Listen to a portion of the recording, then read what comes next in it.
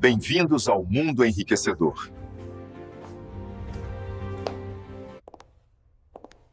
Hoje você descobrirá algo que te levará rumo a novos horizontes. Então, venha conosco nessa descoberta. Quando o governo imprimiu notas com erro de gramática e virou lenda, você já imaginou segurar nas mãos uma nota de dinheiro que, além de valor monetário, carrega um erro tão absurdo que virou piada nacional? Uma falha tão simples e tão humana que atravessou décadas, gerou lendas urbanas e até hoje é caçada por colecionadores?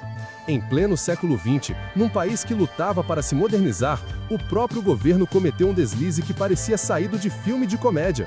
Imprimiu milhões de cédulas com erro de português. Mas como algo assim pôde passar despercebido?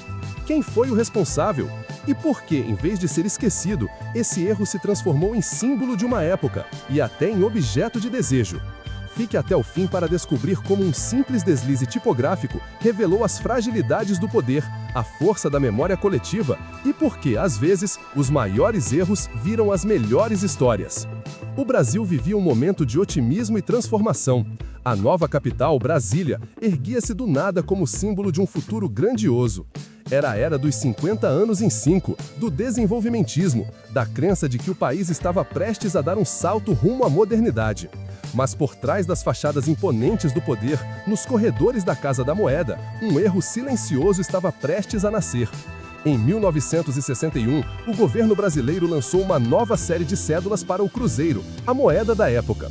Entre elas, a nota de 10 cruzeiros trazia o retrato do Marechal Cândido Rondon, herói nacional conhecido por suas expedições e defesa dos povos indígenas.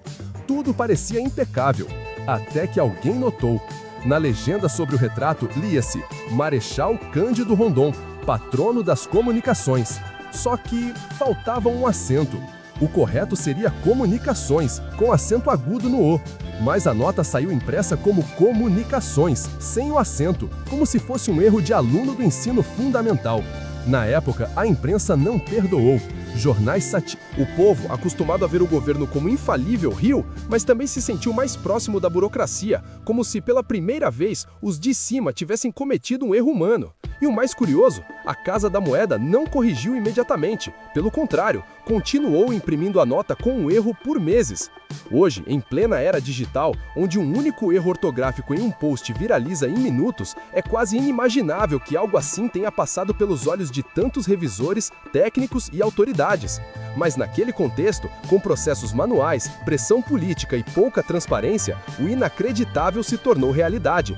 E foi justamente essa combinação de descuido e humanidade que transformou uma falha burocrática em lenda nacional. Assim que o erro se tornou público, a nota de 10 cruzeiros com comunicações sem acento virar o acento virou objeto de curiosidade e, rapidamente, de valor. Muitos brasileiros, em vez de gastá-la, guardaram-na como recordação. Outros a trocavam por 2 ou 3 notas corretas, aproveitando a fama da nota errada.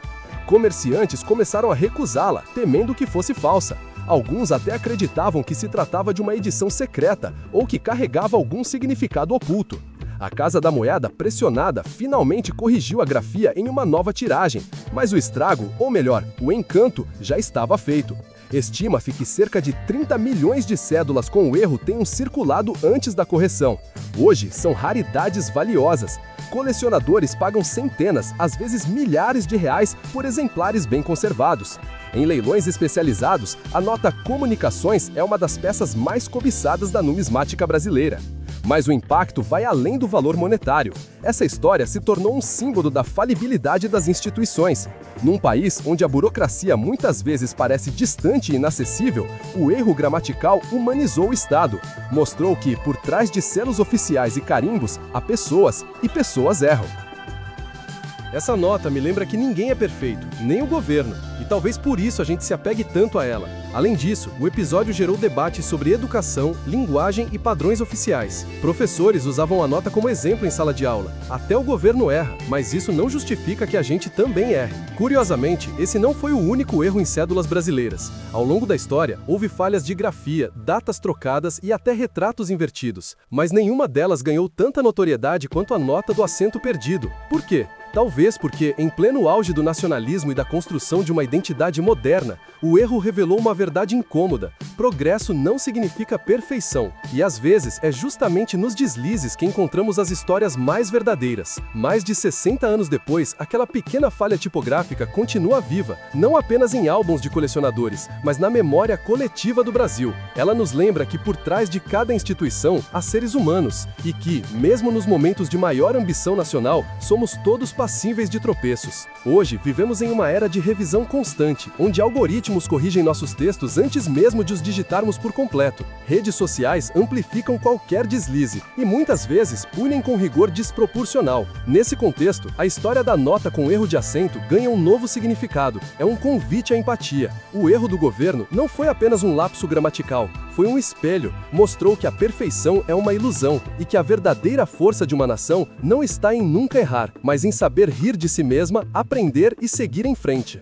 Além disso, essa lenda nos convida a olhar com mais atenção para o cotidiano. Quantas vezes passamos os olhos por uma cédula sem notar seus detalhes? Quantas histórias silenciosas carregamos no bolso sem perceber? A nota de Cândido Rondon com comunicações sem acento é mais do que um erro. É um pedaço de história, um artefato cultural, um lembrete de que a língua é viva, assim como as instituições que a usam, e acima de tudo, é prova de que até os maiores equívocos podem se transformar em legado, quando contados com honestidade e um toque de humor. Se esta história te surpreendeu, imagine quantas outras curiosidades históricas estão escondidas nos cantos do nosso passado. Aqui no Mundo Enriquecedor, desenterramos essas joias esquecidas para te mostrar que o conhecimento não precisa ser chato, ele pode ser fascinante, humano e até engraçado.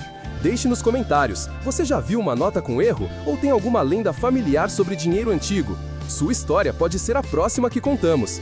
Não se esqueça de se inscrever no canal e ativar o sininho para não perder nossos próximos episódios. E se você gostou deste vídeo, compartilhe com alguém que ama curiosidades históricas, porque o passado, quando bem contado, enriquece o presente. Até a próxima descoberta!